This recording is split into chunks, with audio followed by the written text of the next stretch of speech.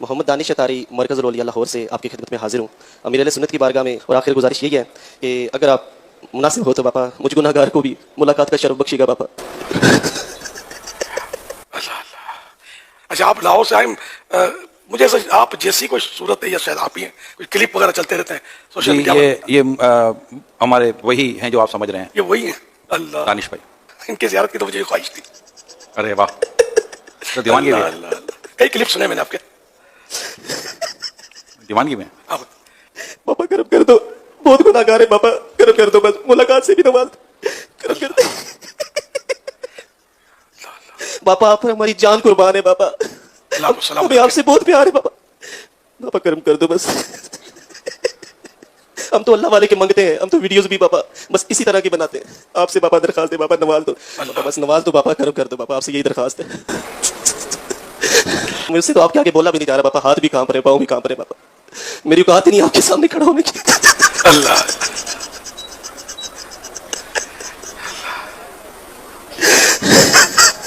میں 1994 والے اجتماع میں بھی شریک ہوا تھا، اس وقت میں ایف ایس سی میں تھا، اور پھر انجینئرنگ یونیورسٹی سے فارغ ہونے تک 2000 جون میں فارغ ہوا تھا، اس وقت تک دعوت اسلامی کے ساتھ تعلق رہا۔ اب بھی میں اپنی جو چند ایک اچھائیاں کوئی اخلاقی موجود ہیں میرے میں، تو میں اس کا کریڈٹ اپنے ماں باپ سے بھی بڑھ کے جس شخصیت کو دیتا ہوں دنیاوی اسباب کے اعتبار سے، تو وہ مولانا الیاس قادری صاحب ہیں، اس میں کوئی شک نہیں ہے۔ لیکن دوسری طرف یہ ایک بڑا تلخ پہلو ہے کہ جس قدر احتیاط ان کے معاملات کے اندر پائی جاتی ہے، ویسی احتیاط ان کے عقائد اور نظریات میں بالکل موجود نہیں ہے۔ تو اب سب کے سب علماء کا ڈنگ نکل گیا، اب سب کے سب ان کو امیر اہل سنت کہتے ہیں۔ ہم ایک معصومانہ سوال کریں گے کہ تمہارا امیر اہل سنت وہ ہے جو پرائمری پاس بھی نہیں ہے، میٹرک تو دور کی بات، چلو پرائمری میں سے اٹھا لیا گیا تو کسی مدرسے میں داخل ہوتا، وہ خود کہتے ہیں میں کسی مدرسے کا میں نے منہ بھی نہیں دیکھا۔ ہماری اس اکیڈمی کے ہال سے بھی چھوٹی مسجد جس میں وہ امام مسجد تھے، پارٹ ٹائم وہ غبارے بیچتے تھے اور جھاڑو بنا کے بیچا کرتے تھے۔ یہ ان کا سٹارٹ کا معاملہ تھا ٹل 1981 میں جب انہوں نے دعوت اسلامی بنائی، اور پھر آہستہ آہستہ معاملات آگے چلنا شروع ہوئے۔ باقی تفصیلات کے لیے آپ میری ایک ویڈیو ضرور دیکھیں، دعوت اسلامی کی کہانی میری زبانی، اس میں نے پورا ان کا جو نشیب و فراز والا معاملہ ہے اور کس طریقے سے ہم دعوت اسلامی سے نکلے، وہ نکلنے کی وجہ دعوت اسلامی کے عقائد سے اختلاف نہیں تھا، بریلوی ہوتے ہوئے ہی کیوں نکلنا پڑا، وہ میں نے پوری اپنی لائف سٹوری اس میں سنائی ہوئی ہے۔ آج وہ ٹاپک نہیں ہے، آج تو ہے دانش کی موت۔ وہ محمد دانش اتاری اس نے بتایا تھا نا، انہوں نے الیاس قادری صاحب کو منی گاڈ بنا دیا، اور اس سے بڑی بے شرمی ہے کہ الیاس قادری صاحب پوری ڈٹائی کے ساتھ سامنے بیٹھ کے یہ ساری باتیں سنتے ہیں، اور انہیں بالکل حیا نہیں آتی کہ یار یہ تم لوگ میرے ساتھ اس طرح کا ٹریٹمنٹ کیوں کر رہے ہو، حالانکہ یہ وہی الیاس قادری ہے جو الیاس قادری زندہ باد سنتا تھا تو خود کہتا تھا الیاس قادری مردہ باد۔ اور اب حالت یہ ہے کہ سب نے کھڑے ہو کے لوگ ان کو سٹوریاں سنا رہے ہوتے ہیں کہ باپا جانی ہم نے خواب میں دیکھا کہ آپ تشریف لائے اور یہ کر دیا، ہم نے بیداری میں دیکھا آپ ہاسپٹل میں گئے اور آپ نے فلاں کو شفا دے دی، حالانکہ خود جب ان کا پیشاب بند ہوا تھا تو آغا خان سے آپریشن کروایا تھا۔ مجھے نہیں سمجھ آتی لوگوں کو تم درباروں میں بھیجتے ہو مصیبت اور پریشانی کے وقت، تم کہتے ہو کہ عبداللہ شاہ غازی نے سمندر روکا ہوا ہے، اور اگر کسی کے ساتھ کوئی ایشو ہے تو وہ ان کے مزار پہ چلا جائے، تو بھائی جس نے سمندر روکا ہوا ہے جب تمہارا پیشاب رک جاتا ہے تو تم بھی ادھر ہی جایا کرو۔ لوگوں کو درباروں میں بھیجتے ہیں، خود سب سے مہنگے ہاسپٹلز میں جاتے ہیں، اس کا مطلب ہے کہ ان کو اندر سے پتا ہے کہ اس طرح نہیں دنیا میں ہوتا، بھائی دنیا کو اللہ نے اسباب کے ساتھ جوڑا ہوا ہے۔ ان بے شرموں کو شرم نہیں آتی کہ ان لوگوں نے مرنا ہے، یہ شیطانی توحید کے اوپر چل رہے ہیں، رحمانی توحید کے اوپر نہیں چل رہے۔ لہٰذا ان لوگوں کو ایکسپوز کرنا پبلک کے سامنے کہ ان کی معصوم شکلوں سے آپ لوگ دھوکہ نہ کھائیں، یہ امت کو اتنے خطرناک عقائد دے رہے ہیں کہ جس کا تصور بھی نہیں آپ کر سکتے۔ اپنے سامنے اپنی عبادت کروا، یہ عبادت ہے نا، سامنے کھڑے ہو کر ایک بندہ انکساری کے ساتھ رو رہا ہے، یعنی یہ وہ حالت ہے جو خدا کے سامنے انسان کی ہونی چاہیے، وہ مخلوق کے سامنے۔ اب یہ جو باپا جانی کے سامنے دانش کی روحانی موت ہو رہی تھی، جب وہ رو رو کے کہہ رہا تھا باپا کرم کر دو، اسے میں جامعہ ترمذی کی وہ حدیث سناؤں گا اور اس کے باپا جانی کو بھی، کہ رسول اللہ صلی اللہ علیہ وآلہ وسلم نے فرمایا جس شخص کی یہ خواہش ہو کہ لوگ اس کے سامنے کھڑے رہیں اسے پروٹوکول دینے کے لیے، وہ شخص اپنا مقام دوزخ کی آگ میں دیکھ لے، بولے اعوذ باللہ تعالی۔ ایک یہ کہ آپ کا کوئی استاد آیا، ماں باپ آئے، آپ ان کے پروٹوکول کے لیے کھڑے ہوئے، انہیں ریسیو کیا، وہ الگ بات ہے، اس میں میری ویڈیو ریکارڈ ہے، ماں باپ کے ہاتھ بھی چوم سکتے ہیں حد رکوع تک جھکے بغیر استاد کے، لیکن اپنے استاد کے سامنے مسلسل کھڑے رہنا اسے پروٹوکول دینے کے لیے، توبہ توبہ توبہ۔ اور پھر اس کے سامنے مناجات اس طرح کرنا جیسا کہ خدا کے سامنے کھڑے میں رو رو کے، میرے بھائی یہی تو چیز ہے جو انسان کو شرک میں مبتلا کر دیتی ہے۔ जामिया तिरमिज़ी में एक और हदीस है, अनस इब्न मालिक कहते हैं रज़ी अल्लाह ताला अन्हु कि सहाबा किराम को रसूलुल्लाह से बढ़कर कोई महबूब नहीं था, लेकिन इसके बावजूद जब कभी भी रसूलुल्लाह तशरीफ लाते सल्लल्लाहु अलैहि वसल्लम सहाबा की मजलिस में, तो कोई एक भी उनके इस्तकबाल के लिए खड़ा नहीं होता था, इसलिए कि नबी इस्लाम इस चीज को नापसंद फरमाते थे कि लोग उनके एहतराम में खड़े हों। जवाज मौजूद है, लेकिन नबी इस्लाम एहतियात वाली साइड पर जाते थे कि मेरे लिए खड़े नहीं होना। लेकिन ये जो खड़ा होना है कि मुसलसल सामने खड़े होकर उसके सामने मुराजात करना कि कर्म कर दो, ये वाला प्रोटोकॉल तो किसी के लिए भी जायज नहीं है। ये सीधा साधा इंसान को शिर्क के अंदर मुब्तला कर देगा। अगर शिर्क खत्म हो गया है तो आज नुसैरिया फिरका शाम में अली अल्लाह क्यों कह रहा है? क्या ये शिर्क नहीं है? और वो कोई काफरों का फिरका तो नहीं है, मुसलमानों में से एक निकला हुआ फिरका है। शिया का एक ऑफ शूट है जिनको शिया ने खुद काफिर करार दे दिया। शिर्क तो कर रहा है वो। अगर शिर्क खत्म हो चुका है तो वो क्यों कर रहा है? वल्लाहुल मुअती अना कासिम, देता अल्लाह है, मैं तो सिर्फ तकसीम करता हूं। यानी ये दीन का इल्म, कुरान और सुन्नत का नॉलेज अल्लाह ने मुझे दिया, मैं सिर्फ तकसीम कर रहा हूं। वही जो कुरान में है, वमा अलैना इल्लल बलाग, हमारे जिम्मे तो नहीं मगर पहुंचा देना। इसमें रिस्क की तकसीम कहां से आ गई? ये तो दीन सिखाने की बात हो रही थी। इमाम बुखारी ने इसके ऊपर बाब बांधा है कि अल्लाह ताला जिसके साथ भलाई का इरादा फरमाता है उसे दीन की फिक्र अता फरमाता है। उन्होंने चैप्टर की हेडिंग ये बनाई, उन्होंने ये नहीं हेडिंग बनाई है कि अल्लाह ताला रिस्क देता है और नबी तकसीम करते हैं। इमाम बुखारी ने डका ला देता कि कोई गलत रिजल्ट न कर ले। देखो, हमारी जान, माल, इज्जत, आबरू सब कुछ रसूलुल्लाह के कदमों पर कुर्बान। लेकिन रसूलुल्लाह सल्लल्लाहु अलैहि वसल्लम ने किसी शख्स की मोहब्बत को उस वक्त तक कबूल नहीं करना जब तक कि वो अकीदा तौहीद की इस्लाह न कर ले। ज़हन में रखिएगा, इस तरह की मोहब्बत नबी इस्लाम को नहीं चाहिए कि जिसमें आप रसूलुल्लाह को अल्लाह के मुकाबले के ऊपर खड़ा करते हैं। ये बाबा जानी की एक वीडियो में कह रहे थे कि अगर एक डिस्प्रीन की गोली जो है वो मुश्किल कुशा हो सकती है तो बाबा क्यों नहीं हो सकता? तो बाबा जानी फिर बाबे के पास ही जाना था ना। जब पेशाब बंद हुआ था तो आगा खान से क्यों जाके ऑपरेशन करवाया था? जाते किसी मजार के ऊपर, खतना भी किसी बुजुर्ग से जाके करवाते हैं निगाह मार के। हाँ, केड़ा बाबा रेकड्डो जो निगाह मार के ऑपरेशन करता है?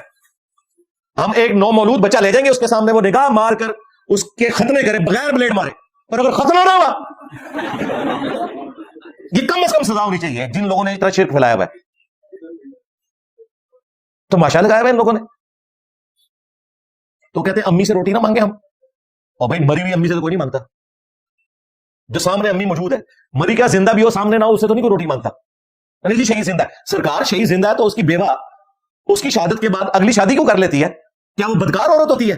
नहीं नहीं, वो जिंदा और है, ये जिंदा और है। हाँ, आया ना दार थले। हाँ, वो पता लगा दार थले आना क्यों होता है? हाँ, ये ओ भाई अम्मी से रोटी मांगना कोई शिर्क नहीं। कुरान में हुक्म है वतआवनु अलल बिर्रि वत्तक़वा वला तआवनु अलल इस्मि वल उद्वान, नेकी और परहेजगारी के कामों में एक दूसरे की मदद करो और बुराई में अलग रहो। ये हमें कुरान ने हुक्म दिया कि हमने ज़ाहिरी इसबाब में एक दूसरे की मदद करनी है। ये दुआ नहीं है, ये ज़ाहिरी इसबाब है। आप मेरे सामने है, मैं आपको कहता हूं मुझे पानी पिला दो, बिल्कुल दुरुस्त है। लेकिन आप यहां पे मौजूद नहीं, बगदाद में है और वहां भी कब्र के अंदर दफन है, और मैं आपसे कहता हूं कि मुझे पानी पिला दे, या गौसे पाक 2 बोतलें नेस्ले की भिजवा दो जरा, तो गौसे पाक नहीं भेज सकते 2 बोतलें नेस्ले की। हाँ, उनके मजार पे खड़ा हुआ कोई शख्स वो अपने किसी दोस्त को फोन करे पाकिस्तान में और वो 2 नेस्ले की बोतलें आपके लिए भिजवा दे, वो एक अलग बात है। खुद नहीं कुछ कर सकते। ये इन चीजों को पकड़ के तो बाबू को पुकारना शुरू कर देते हैं पूरी ढिठाई के साथ, बेशर्मी के साथ। अगर आपने ज़ाहिरी इसबाब को पुकारना है तो भाई इस प्लेनेट अर्थ में सबसे बड़ा अगर कोई सबब है तो वो सूरज है। सूरज से बड़ा अल्लाह की मखलूकात में कोई मुश्किल कुशा नहीं है इस प्लेनेट अर्थ के लोगों के लिए। आपके बुजुर्ग बाबे तो 2-4 बंदों का ख्याल रख सकते हैं ना। सूरज तो 8 अरब इंसानों और खरब हा खरब मखलूकात की जिंदगी का सबब है इस प्लेनेट अर्थ पे। सूरज की वजह से मौसम तब्दील होते हैं, सूरज की वजह से हवाएं चलती हैं, सूरज की वजह से बारिश होती है, सूरज की वजह से खेतियां, दरख्त, पौधे अपनी खुराक तैयार करते हैं। उन खुराकों को जानवर खाते हैं, फिर बड़े जानवर उन जानवरों को खाते हैं। हम इंसान भी इन खेतियों से और जानवरों को खा के अपनी खुराक हासिल करते हैं। अगर सूरज खत्म हो जाए प्लेनेट अर्थ पे कोई भी मखलूक जिंदा नहीं रहेगी। तो मुझे बताएं सूरज से बड़ा मुश्किल कुशा कौन है फिर? क्या कभी हमें वाम भी आया कि हमने सूरज को पुकारना है? हमें पता है कि अल्लाह की मखलूक है, अल्लाह ने ड्यूटी भी लगाई हुई है, फिर भी पुकारना किसे है? अल्लाह को। अगर अल्लाह के सिवा किसी हस्ती को दुआ में पुकारेंगे तो मुशरिक हो जाएंगे। इय्याका नस्तईन का मतलब तुम ये कहते हो ना कि इसमें सिर्फ अल्लाह ही से मांगते हैं, लेकिन ये नहीं लिखा हुआ कि किसी और से नहीं मांगते। हम कहते हैं आगे चल, हम भी इब्राहिमी हैं, आगे चल, हम तुझे दिखा देते हैं वो आयत भी जिसमें मना कर दिया गया, सूरत अन-नम्ल की आयत नंबर 62। अम्मन युजीबुल मुद्दर्रा इज़ा दआ, भला बताओ तो कौन है जो मुसीबत और परेशानी में गिरे हुए शख्स की फरियाद को सुनता है, व यक्शिफु सू, और उसे उसकी तकलीफ को दूर कर देता है, व यजअलुकुम खुलफाअल अर्द, اور تمہیں زمین پر اگلوں کا خلیفہ کرتا ہے. اِلَٰهٌ مَّعَ اللَّهِ، کیا اللہ کے ساتھ کوئی اور معبود بھی ہے جس کی یہ کوالٹیز ہو؟ قلیلا ما تذکرون، بہت کم ہی تم نصیحت حاصل کرتے ہو. اس آیت میں اللہ تعالیٰ نے فرما دیا کہ جس کا یہ عقیدہ ہے کہ کوئی اور ہستی بھی تکلیف اور پریشانی کو دور کر سکتی ہے، گویا اس نے اس کو اپنا معبود اور الہ مان لیا. وَلِعَوْذُ بِاللَّهِ تعالیٰ. یا شیخ عبد القادر جیلانی المدد کا مطلب سادہ نہیں ہے، اس کا مطلب یہ ہے کہ عبد القادر جیلانی تمہارا معبود ہے. یہ قرآن کہہ رہا ہے اِلَٰهٌ مَّعَ اللَّهِ. تمہارا گلا بھی ہم نے دور کر دیا کہ بتاؤ کہاں لکھا ہوا ہے کہ اس طرح پکارا جائے تو شرک ہو جائے گا؟ جی لکھا ہوا ہے یا ایھا الذین آمنوا استعینوا بالصبر والصلاۃ، اے ایمان والو صبر اور نماز کے ذریعے مدد چاہو. کہتے ہیں دیکھ لیں صبر بھی غیر اللہ ہے، نماز بھی غیر اللہ ہے. جن لوگوں کی سمجھدانی اتنی ہے تو پھر اس امت کا جو یہ حال ہوا ہے وہ بالکل ٹھیک ہوا ہے. اس کا کیا مطلب ہے؟ المدد یا نماز، المدد یا صبر. تو یہ تو کوئی بریلوی، میں نے کہیں بریلویوں کا اسٹیکر نہیں، شیعہ کا اسٹیکر نہیں دیکھا المدد یا نماز المدد یا صبر. تو ہمیں کیوں دوست لگاتے ہو؟ تم تو خود نہیں اس سے مدد مانگ رہے. نہیں اس کا مطلب وہ ذرا ڈفرنٹ ہے. جی وہ والا جو ڈفرنٹ ہے نا وہ اسی آیت میں آگے لکھا ہوا ہے ان اللہ مع الصابرین، بے شک اللہ تعالیٰ صبر کرنے والوں کے ساتھ ہے. تو یہ اللہ کی مدد مانگی جا رہی ہے کہ صبر کرو، نماز پڑھو، اللہ کی مدد آ جائے گی. اور صبر اور نماز سے مدد نہیں مانگنی. صبر اور نماز وہ اعمال ہیں جو اللہ کی مدد کا ذریعہ بنتے ہیں. یہ مطلب تھا اس کا. دیکھ لو انہوں نے ٹوٹل سمجھداری ہے، اور یہ وہ دلیل ہے جو ان کی سب سے بڑی ہے. آپ ٹی وی چینلز کے اوپر بھی دیکھیں، جتنے ان کے بڑے بڑے مفتی آتے ہیں، بریلویوں کے ہوں یا شیعہ کے ہوں، پہلی آیت یہی پڑھتے ہیں وَاسْتَعِینُوا بِالصَّبْرِ وَالصَّلَاةِ. جی عیسیٰ ابن مریم نے کہا تھا من انصاری اللہ، کون ہے جو اللہ کے لیے میری مدد کرے؟ تو عیسیٰ ابن مریم جو ہے دیکھیں انہوں نے اپنے صحابہ سے مدد مانگی تھی. ہم کہتے ہیں رکو ذرا، صبر کرو. کیا کہنا چاہ رہے ہو کہ عیسیٰ کے صحابہ حضرت عیسیٰ کے مشکل کشا تھے؟ یہ کہنا چاہ رہے ہو؟ تو پھر تو انبیاء کو مشکل کشا نہیں ماننا چاہیے. جو انبیاء کی مدد کر رہے ہیں وہ مشکل کشا ہوئے، کیونکہ نبی بھی ان سے مشکل میں مدد مانگ رہے ہیں. کتنی بڑی گستاخی والا عقیدہ رکھے ہوئے ہو کہ حضرت عیسیٰ اپنے ساتھیوں سے مدد مانگا کرتے تھے، بجائے کہ حضرت عیسیٰ ان کے مشکل کشا ہوتے ہیں، ان کے ساتھی ان کے مشکل کشا ہوتے ہیں. رزلٹ نکلتا ہے کہ نہیں؟